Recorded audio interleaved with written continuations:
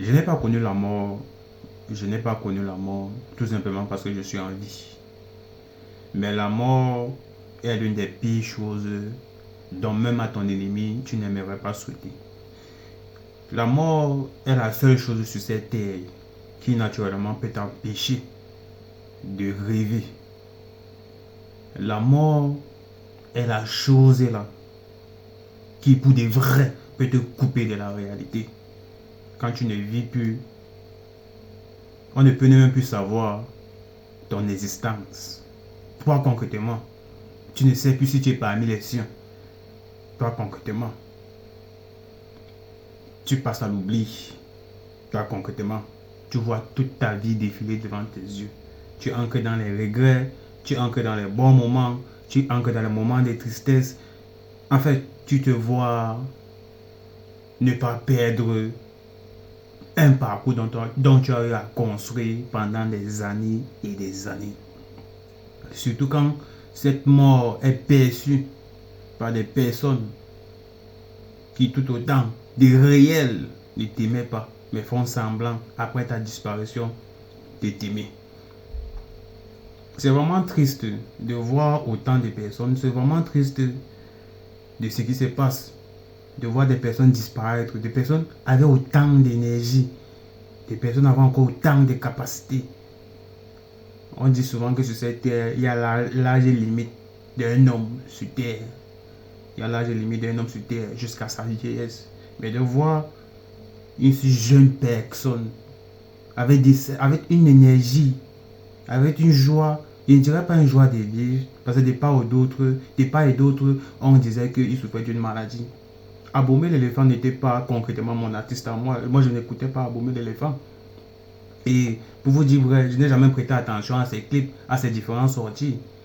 Parce que les toutes dernières fois où ça m'a un peu frappé à l'œil, le fait qu'on parlait d'Abomey l'éléphant, c'était Paco Yao qui avait de temps à autre, qui faisait de temps à autre des actualités, qui postait souvent des pics contre Abomey l'éléphant.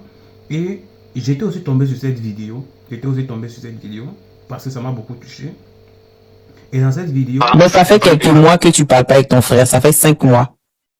Oui, parce que j'ai décidé de ne plus avoir d'amis dans le showbiz.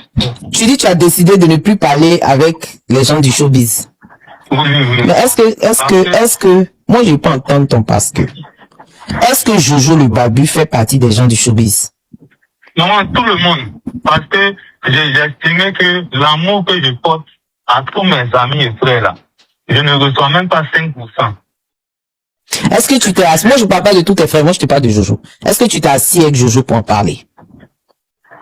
Non, mais maman, j'ai dit tout le monde parce que j'ai essayé toutes sortes de communications avec tout le monde. Il n'y a pas un artiste de Côte d'Ivoire, qu'il soit plus grand, plus petit que moi, que je n'ai pas approché.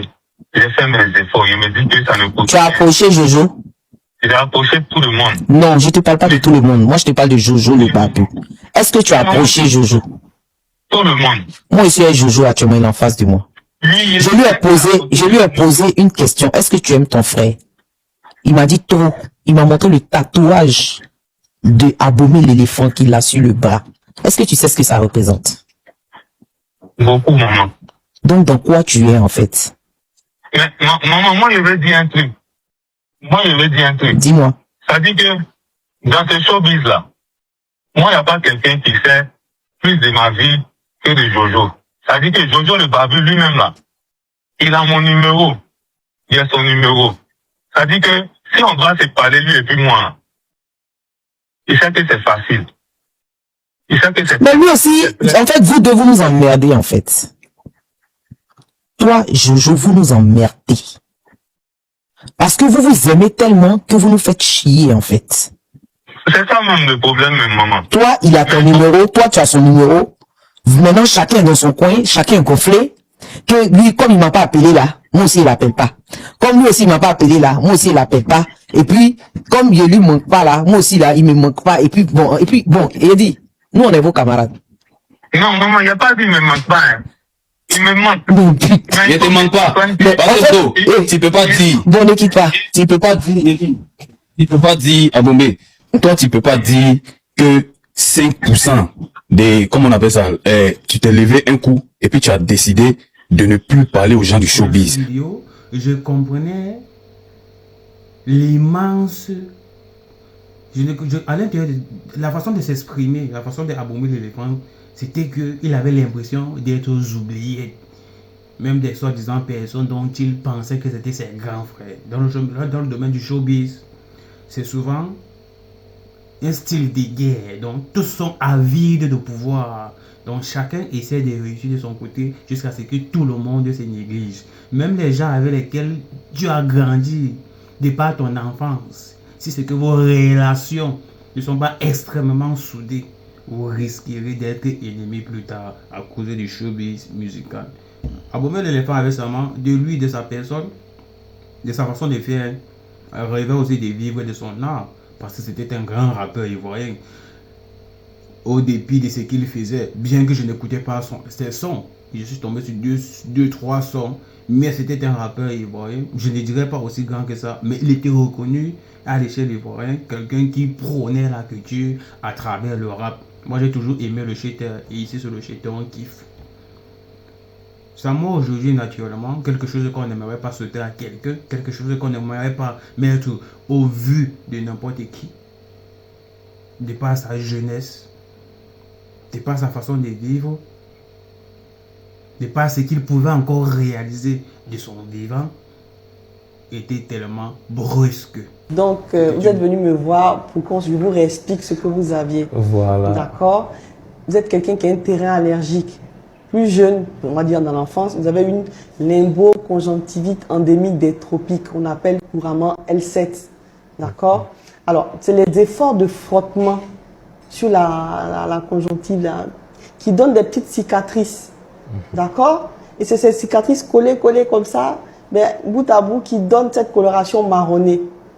Ça ne pourra pas partir, c'est des cicatrices, ça va rester toute votre vie. Vous ne vous droguez pas. D'accord?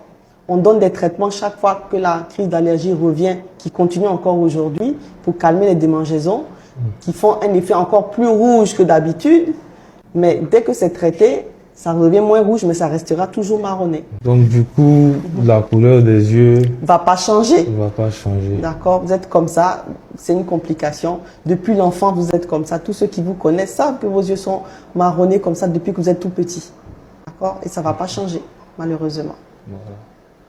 Donc voilà. C'est un peu ça, vous êtes rassurés pour toutes ces personnes qui mettent les commentaires, que Abomey l'éléphant se drogue, que vous avez des preuves et tout. Donc je tenais à rassurer toute la population. C'est un problème qui est là.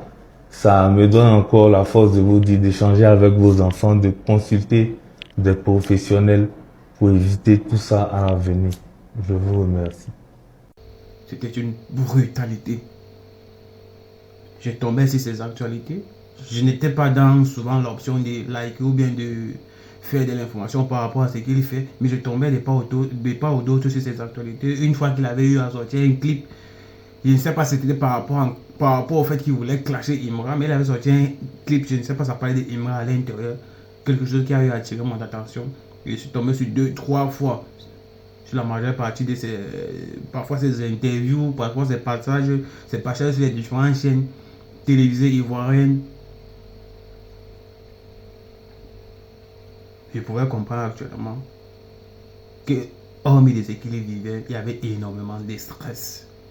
Le milieu du showbiz, non seulement le fait que tout le monde soit avide de pouvoir, tout le monde soit tellement réussi que tout le monde s'oublie en même temps. C'est aussi un milieu très stressant. Et de par son interview avec Jojo le Barbu, qui, je ne sais pas si c'est son frère direct, on ressentait quelqu'un qui était délicieux, qui essayait de gravir de son talent, qui essayait de monter les échelons, qui essayait de...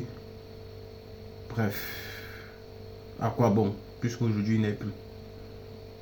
Alors je souhaite, je passe mes sincères condoléances à la famille d'Abomey, parce que j'ai vu certaines images traversées là avec sa femme, ses 2 enfants. Mes sincères condoléances. Perdre quelqu'un de très proche n'est surtout pas facile. Quelqu'un de très reconnu aussi sur les réseaux sociaux. Il a dit dans l'un de ses clips là, quand il va dire, dans l'un de ses clips quand il va dire, il a dit lui-même, énormément de personnes viendront sur les réseaux sociaux, feront genre comme s'ils l'aimaient. Je ne connais pas l'artiste physiquement, et je n'ai jamais communiqué sur l'artiste. La dernière fois où l'artiste a attiré mon attention, c'était son interview avec Jojo le Barbu. Jojo le Barbu dont je connais, qui a fait un featuring avec Inma et Suspect 95 sur le titre Etienne. Quand j'ai écouté ça, j'ai senti qu'il y avait un sur moi. J'ai senti en la personne d'Aboumé l'éléphant quelqu'un qui avait besoin qu'on l'écoute autant pour moi. Quelqu'un qui avait besoin, quelqu'un qui a essayé de se rapprocher de certains de ses grands frères. Donc finalement, ça n'a pas réussi. Il a compris que tout le monde devient égoïste de son côté. Tout le monde se referme de son côté, surtout dans le domaine du showbiz musical, pour pouvoir réussir de ses propres ailes. Et ça, c'était vraiment triste. Et ça, c'est vraiment triste. Je ne sais pas si Jojo le Barbu, je ne sais pas comment, je ne sais pas actuellement que je fais cette vidéo, je ne sais pas comment est-ce que Jojo le Barbu se sent. Parce que lui-même a été touché de par son interview, de par ce qui s'est passé dans la vidéo, de son interview avec Aboumé l'éléphant, puisqu'il dit que ça fait très longtemps qu'il n'a pas causé. Il a été touché naturellement de cette conversation. Et j'imagine, en tout cas, mes sincères condoléances à la famille. Et un artiste ne meurt jamais. Un artiste ne meurt jamais. Il laissera toujours. L'héritage restera de par ses créations, de par ses réalisations. Certes, je n'écoutais pas tes sons, mais j'étais beaucoup plus. Je n'étais pas proche direct avec Jojo le Barbu, mais je suivais l'actualité de Jojo le Barbu. C'est l'actualité de Jojo le Barbu qui m'a ramené vers toi. Et de par l'énergie que tu avais, malgré ton état de santé, quelque chose qu'on ne pouvait pas comprendre et qu'on ne pouvait pas voir d'aussitôt, du fait que ça pouvait t'emporter. Je ne suis pas sûr et certain, mais j'ai mes sincères condoléances. Mes sincères condoléances à la famille. C'est dur de perdre quelqu'un de proche. C'est dur. C'est pas facile. Une fois, j'étais.